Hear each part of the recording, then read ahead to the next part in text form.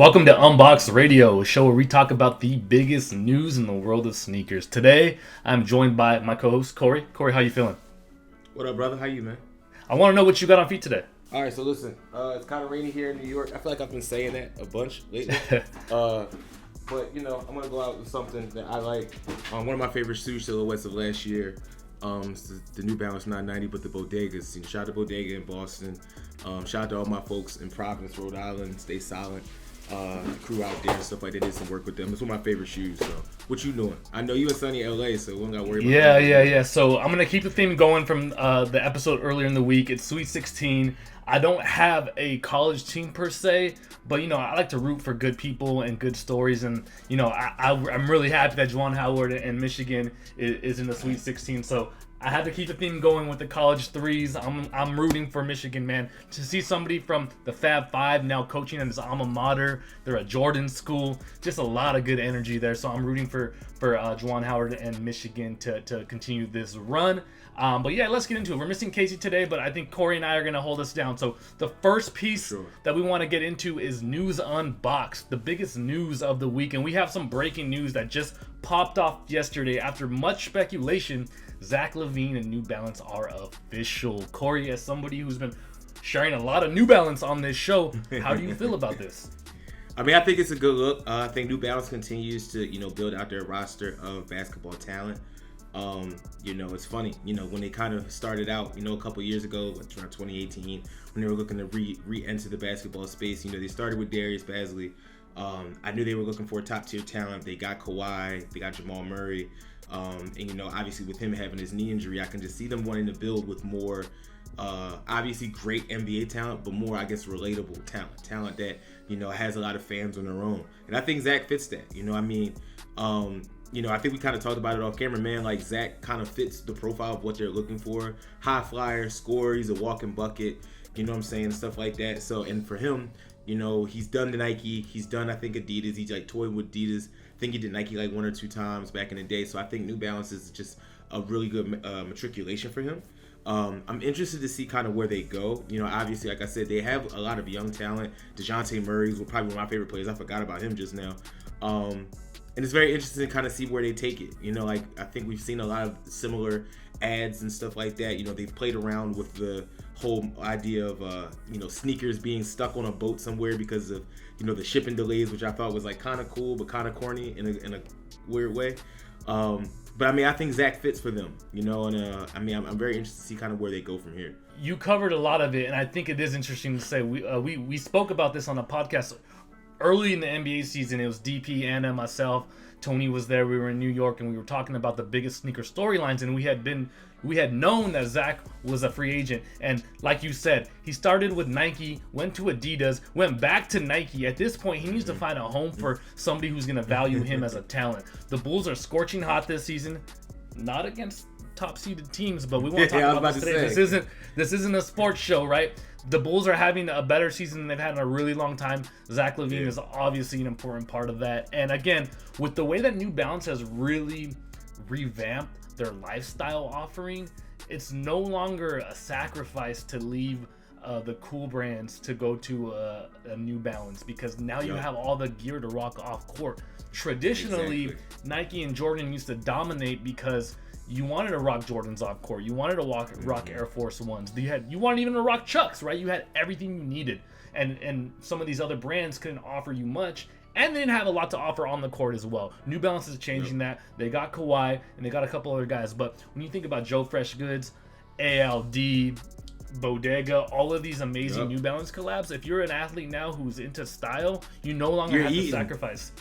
So I think it's a good move for both of them. And again, with Kawhi being hurt for this entire season, and they have a couple of young people on there, and Jamal Murray being hurt, and then a couple of young guys. Perfect time for Zach Lavine to be the star of a brand that he deserves to be. It just was never going to happen at Nike. That roster is too big. Yeah, and you can't forget they got guys like Jack Harlow now.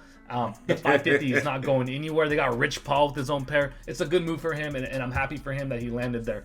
The next story is also about signature shoes. My guy, Zion Williamson. He's been hurt all season, but he posted a video the other day, windmill dunk with something special on his feet.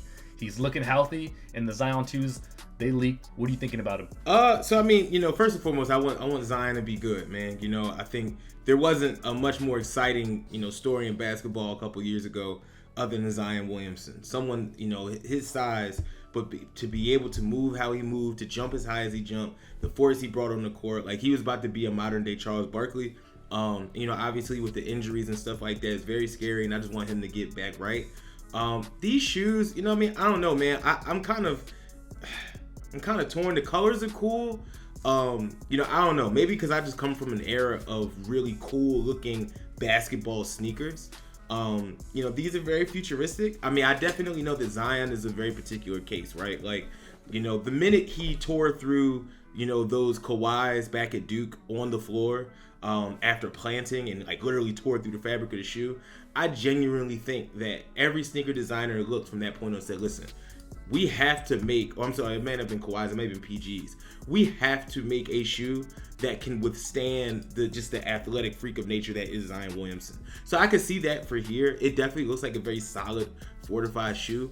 I'm very interested in the colorways. I mean, this is a leak, so obviously this isn't official imagery. So maybe the jury's still out until we see it. But I mean, it's cool for me. It'll do the job. I just want to see him dunking on somebody again sometime soon, man, for real.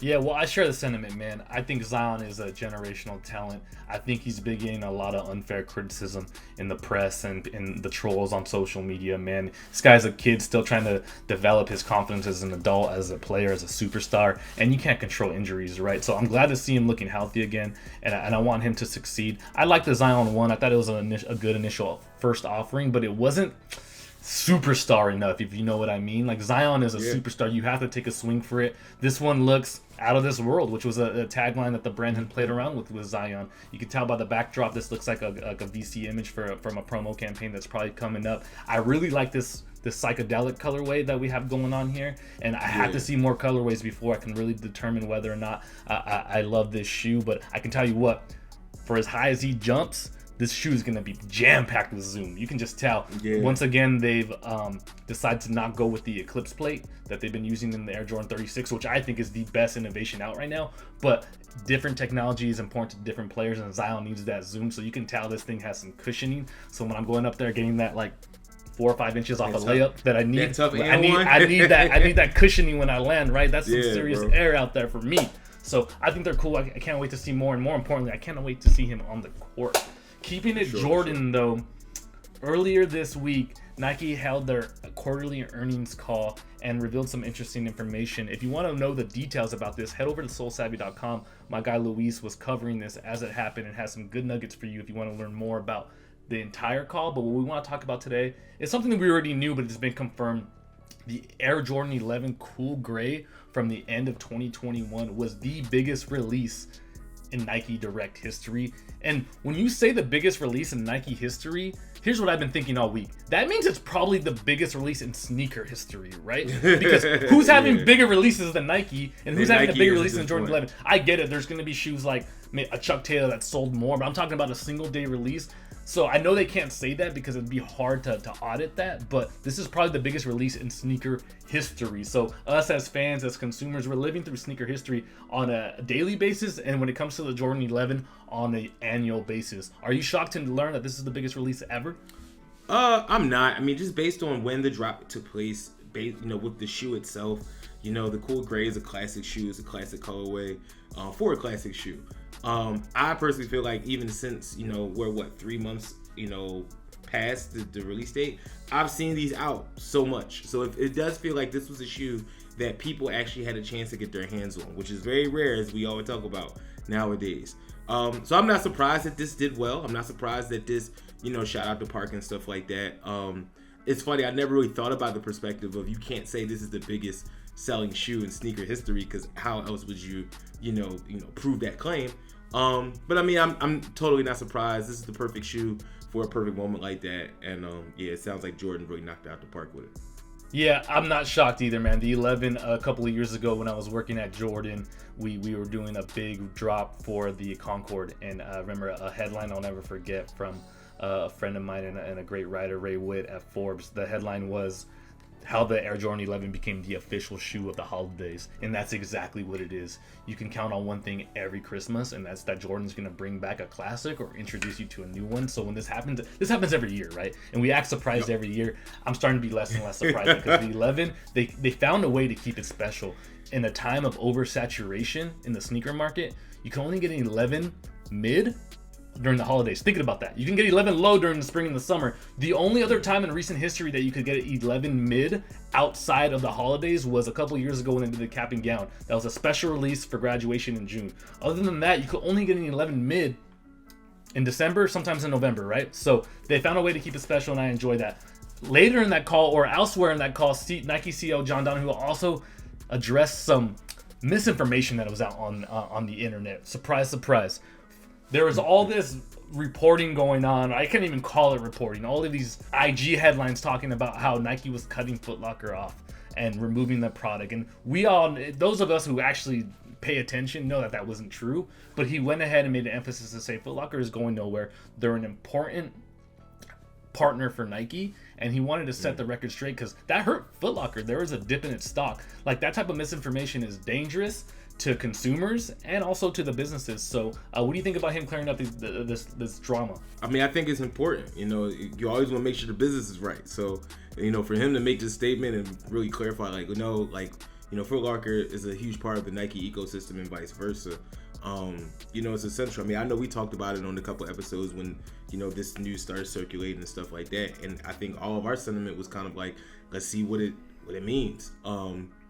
You know, I mean, frankly, I'm kind of glad, man. Like, you know, I think if it's one of, you know, POV that I've had on this show on Unboxed is that, I'm a fan of the way things were. You know, for me, it was always great to be able to go into a Foot Locker, you know, cop some Air Force Ones if I needed to or something like that. Like, just something that was an easier purchase. So I can't really see, or I couldn't really see Foot Locker not having Nike on its shelves. So to be able to hear that, like, yo, all that stuff was BS, Nike and Foot Locker are the partnership that's here to stay. I think it's really dope to hear. Yeah, and I agree with you. When it comes to Nike Direct, which is sneakers, Nike app, or the website, like, if we were only limited to that to buy the shoes we wanted, we'd be in a lot of trouble, right? Yep. If you're not able to go into Foot Locker, not to mention Jumpman stores, like Jumpman LA down the street from my apartment right here, that's powered by Foot Inc. When you go there, you're going to a Foot Inc. store that is Jordan branded, right? And the same for House of Hoops and some places like that, right? So I'm glad that we just finished talking about the Rebellion era a couple episodes ago about how important boutiques are. So I am on the camp that says I love what Nike's doing directly, and I love that they're finding new experiences for the consumers, but we can't lose sight of the Foot Lockers, we can't lose sight of the boutiques, because those are important sneaker experiences too, and they have their own lane in here that's important to sneaker culture. The last thing I'll say about the Nike earning call was Bernie Sanders took a swipe at them, calling the brand greedy. To quote, he said, "Corporate greed is Nike increasing its profit by 125% last year to $5.7 billion and blaming inflation." The full quote will be on the screen so we don't spend too much time there, but I want to know your thoughts about this because he makes a valid point, but it's a corporate company. What do you think? Yo, listen, this just further shows that Bernie be tapped in, dog. Like, the fact that even he used the Air Force One as like the base of his statement. Like, Bernie ain't trying to pay $120 for forces either. So it's just like, you know, it's kind of, you know, it's definitely coming from left field. It's definitely kind of wild, but I mean, you know, man, look, man, Bernie trying to get his white on whites too, man. No, I feel that, and I think he makes some valid points. I think we often, as consumers and just as like a general society, expect so much more from corporations that are designed to make money. I'm not saying that I'm happy about these price hikes. I'm definitely not, but we can't keep looking to corporations whose entire goal is to make money as our moral compass. At all. The points about labor and things like that are 100% valid, but it's just hard for me to get up in arms when we don't even hold our own politicians to these standards. So how are we going to be mad at the brand making cool sneakers? And again, everybody has room for improvement, but I mean, Bernie obviously is a politician who walks the walk too, but for me, it's hard for me to get upset at that when our own government is, you know, the way that they're handling their business financially too, it isn't necessarily the gold standard. So we'll leave it at that. I'm no economist. Moving on to some non-Nike news, but sort of Nike. Kanye has tapped former ACG director as a new head of design at Yeezy. One important thing here is this is not just Yeezy sneakers. This is Yeezy the line, the apparel, all of the different places that Kanye's tapped into, from hoodies and pants and masks to sneakers. So I think it's a good look, right? ACG, there seems to be a lot of crossover, especially with like the type of stuff that Kanye's been doing lately, some of that more boot looking stuff. What do you think? I mean, I think it's, it's crazy. It further goes to show that as much as Kanye talks trash about Nike and his time and experiences there, he saw that they are essentially the gold standard, right? Like, he saw that whether it's the designers, whether it's the marketers or whoever, that these are the people making the type of stuff that he wants. So he's gonna go and poach from them. I think ACG, I mean, you kind of said it, like ACG just as a brand, and even just like smaller niche, more niche, stuff like obviously acronym and the collaborations they have. That's kind of the direction that Kanye wants to go in. So who better to kind of take Yeezy in that direction than the designer at ACG? It's definitely been one of the brands as far as ACG that I've started to personally like more and more as I've gotten older.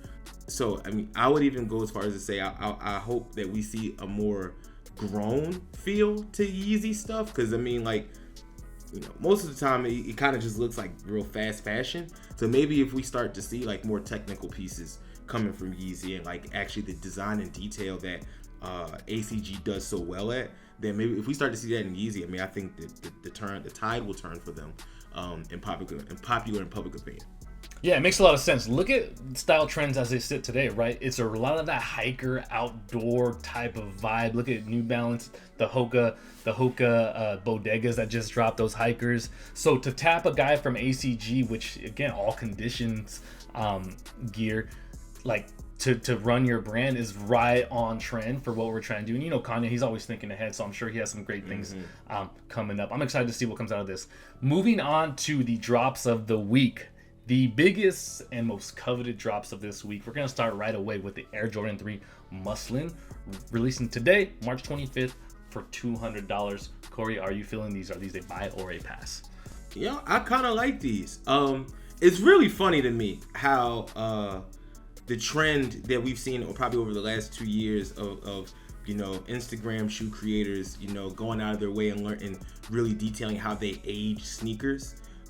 How it went from that being such a niche market, or such a niche, like, I guess, like community almost, to now we have these major, we have the major sneaker companies, purposefully aging shoes. Like, I think that, it's really kind of ill. Like, this is a great shoe. I mean, it looks aged. It has kind of like the, mother of pearl white. I think like the outsole definitely has a little aged look to them and stuff like that. These are something that I would wear. These are something that I would buy. But I just think it's very ironic when you look at guys like things like Foxtail Foxtrot. Something. Foxtrot. Like, I've been following them for the last couple, like maybe like the last 2 years. And they've been doing stuff like this. So I mean, it's just very funny. It's very telling.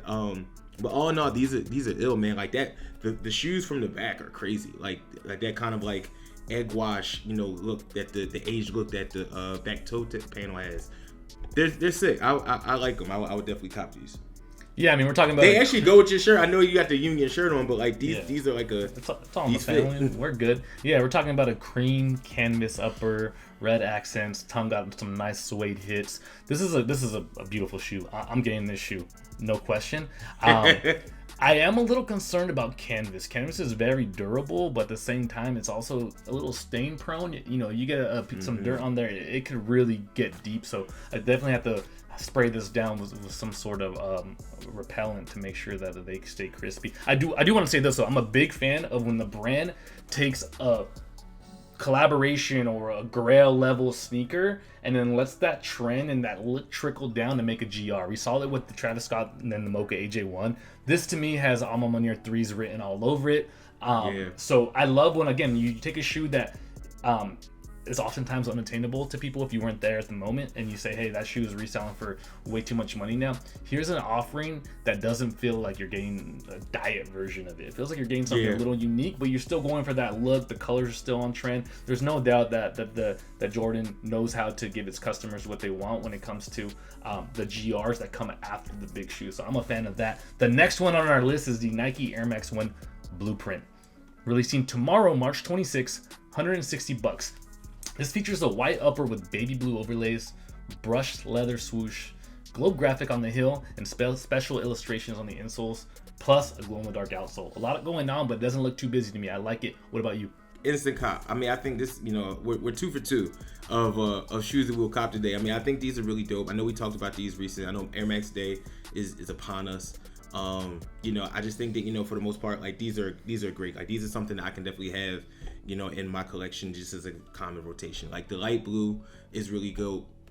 I like the brushed leather on the swoosh. Like these are dope. Yeah, man. I mean, like I said before, these are good for me. I'm probably gonna pass on these because shoot, with those threes and then the ones that we're about to talk about right now, I don't know if I can bankroll that. But the next one is the Concepts times Nike Air Max 1 Far Out. This one was all over my feed this week because of that insane seating package they had. Releasing tomorrow, March 26, $170. Bandana, paisley patterns, denim upper. So much going on. Still looks beautiful. It's the third and final of the collection that's been dominating our feed for the last month. Are these a buy or a pass for you? Concepts might have 3 of the best shoes of the year in one pack. Like this is amazing. Instant cop. I don't even know if I need to say anything. Marco, what you think, bro? Like, I love these, but I was so lucky to get the heavies from a couple of weeks ago, and I already rocked them. I went straight to feed on them. This is my favorite of the 3. If I can get these, I'll be happy, but I'm not going to be greedy, man. I think they did a great job, so I'm happy to see a lot of people getting them too. So that's the releases of the week, and that's our episode for the day. Cory, I want to thank you for joining me as always, and thank everybody for tuning in. Appreciate y'all. Likewise, my brother. See y'all next week.